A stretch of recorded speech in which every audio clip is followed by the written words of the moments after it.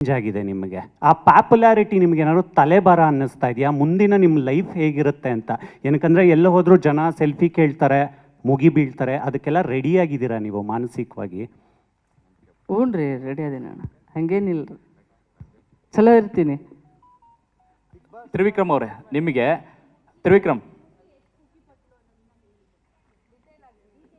ಭಾಳ ಖುಷಿ ಪಟ್ಲಕ್ಕ, ಅಳಾಕತ್ತಿಲ್ಲೋ ಅಳಬೇಡ ಬಂದೀನಿ ಅಂತಂದೆ. ಕಾಸು ತಂದಿದ್ದೀನಿ, ಮದುವೆ ಆಗ್ತೀನಿ, ತಲೆ ಕೆಡ್ಸ್ಕೊಬೇಡ, ಕಪ್ಪೈತೆ.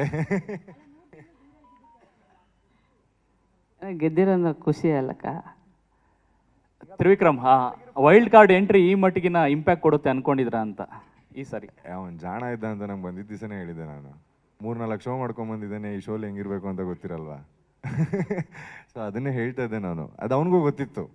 ಆ್ಯಂಡ್ ಇವನನ್ನ ದಡ್ಡ ಅನ್ಕೊಂಡವ್ರೆಲ್ಲ ಅವ್ರು ದಡ್ಡರಾದರು, ಇವನನ್ನ ಜಾಣ ಅನ್ಕೊಂಡವ್ರು ಅವ್ನ ಪಕ್ಕ ಬಂದು ನಿಂತ್ಕೊಂಡೆ ಅಷ್ಟೇ.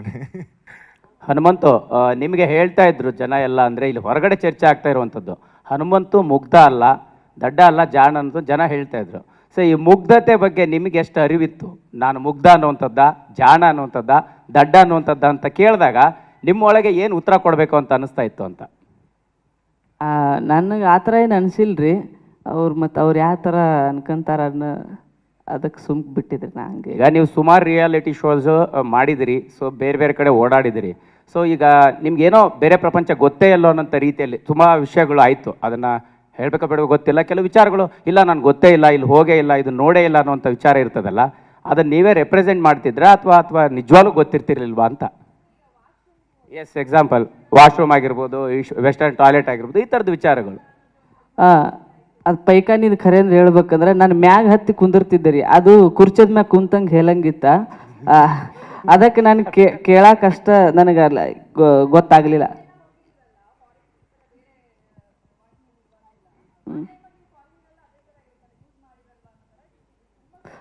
ಅಲ್ಲಾದ್ರೂ ನಾನು ಹಂಗೆ ಹತ್ತು ಕುಂತಿದ್ದೆ, ಆದ್ರೆ ಅಲ್ಲಿ ನೀರು ಇದ್ದಿದ್ದಿಲ್ಲ, ಹಾಳಿ ತಕ್ಕ ಹಾಳಿಲೇ ಒರೆಸ್ಕೊಂಡಿದ್ದೀನಿ, ಅದಕ್ಕೆ ತಲೆ ಹಾಪಾಗಿತ್ತು ನನಗೆ. ಇಲ್ಲಿ ಮತ್ತು ಹಾಳಿಲೇ ಒರೆಸೋದೈತೆ ಅನ್ಕೊಂತ ಅದಕ್ಕೆ ಕೇಳಿದ್ನಕ್ಕ, ಹೊರತು ಬೇರೆ ವಿಷಯ ಏನಿಲ್ಲ. ನನಗೂ ಮ್ಯಾಗ ಹತ್ತಿ ಕುಂದ್ರದು ಗೊತ್ತಿತ್ತಕ್ಕ, ಅದು ನೀರಿಂದ ಸ್ವಲ್ಪ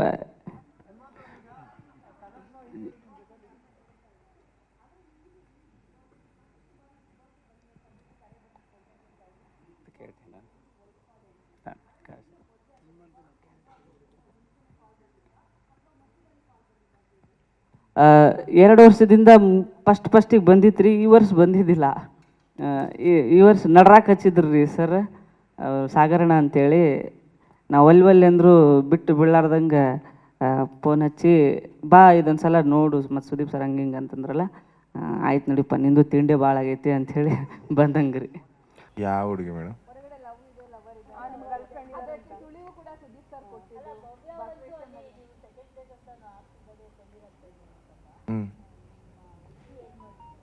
ಹಂಗೆ ಅದೇ ಯಾವ ಹುಡುಗಿ ಅಂತ ಕೇಳಬೇಕೀಗ.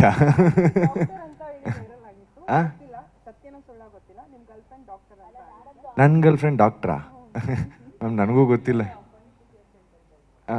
ಅದೇ ಅವ್ರ ಅಮ್ಮ ಅಪ್ಪ ಬರ್ದಿದ್ದು ಲೆಟ್ರಲ್ಲೇ ಇತ್ತು ಪಣ್ಣಿಕುಟಿ ಅಂತ. ಸೊ ಅದನ್ನು ನಾವು ಹಂಗೆ ಕಂಟಿನ್ಯೂ ಮಾಡಿದ್ವಿ ಅಷ್ಟೇ. ಯಾವಾಗಲೂ ಆಡ್ಕೋಬೇಕಾದ್ರೆ ಅದನ್ನು ಆಡ್ಕೋತಾ ಇದ್ವಿ.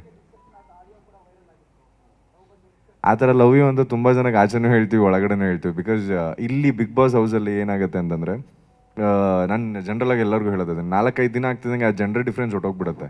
ಸೊ ಅಲ್ಲೆಲ್ಲರೂ ಒಂದು ಫ್ರೆಂಡ್ ಝೋನಿಗೆ ಬಂದುಬಿಡ್ತಾರೆ, ಹುಡುಗ ಹುಡುಗಿ ಅನ್ನೋದನ್ನು ಮರೆತುಬಿಟ್ಟು. ನಿಮಗೆ ಆ ಮನೇಲಿ ಉಳ್ಕೋಬೇಕು ಅಂತಂದರೆ ಒಂದಷ್ಟು ಜನ ಫ್ರೆಂಡ್ಸ್ ಬೇಕಾಗ್ತಾರೆ. ಇಡೀ ಮನೆ ನಿಮ್ಮನ್ನು ಆಚೆ ತಳ್ಳಬೇಕು ಅಂತ ನೋಡ್ತಿದ್ರೆ ಆ ಫ್ರೆಂಡ್ ಝೋನ್ ಮಾತ್ರ ನಿಮ್ಮನ್ನು ಕಾಪಾಡ್ಕೊಂಡು ಬರ್ತಾ ಇರುತ್ತೆ, ನೀವು ತಪ್ಪು ಮಾಡಲಿ ಸರಿ ಮಾಡಲಿ. ಸೊ ಆ ಫ್ರೆಂಡ್ ಝೋನಲ್ಲಿ ಇದ್ದಂಥ ಕ್ಯಾಟಗರಿ ಭವ್ಯ.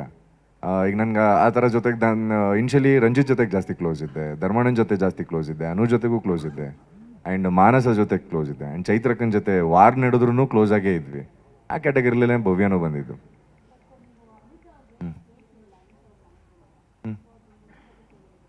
ಯಾವ ಹುಡುಗಿ ಬಗ್ಗೆ ಇಂಥದ್ದು?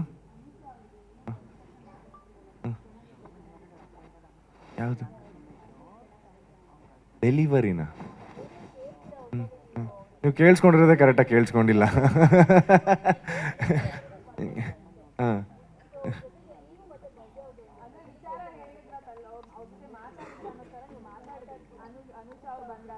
ನಮಗೆ ಮ್ಯೂಚುವಲ್ ಫ್ರೆಂಡ್ಸ್ಗಳು ತುಂಬ ಜನ ಇದ್ದಾರೆ, ಅನುಗೆ ನನಗೆ.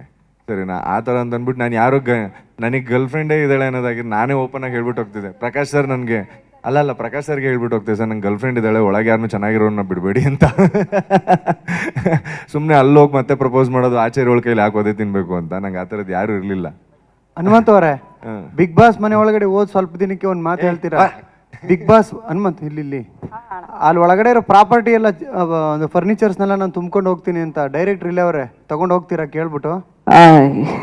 ಹೇಳಿದ್ರಿ ಮೊನ್ನೆ ಟಿವಿ ಫ್ರಿಜ್ ಕೇಳಿದೆ, ಕೊಡ್ಲಿಲ್ಲ.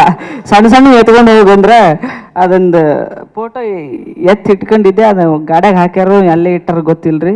ಅದು ನಾ ತರಬೇಕಂತ ಅನ್ಕೊಂಡಿದ್ದೆ, ದೊಡ್ಡ ದೊಡ್ಡ ಸೋಫಾ ಇದ್ದು ಅವು ಒಂದು ಲಾರಿ ಮಾಡಿ ಹೇರ್ಕೊಂಡು ಹೋಗ್ಬೇಕಂತ ಅನ್ಕೊಂಡಿದ್ದೆ.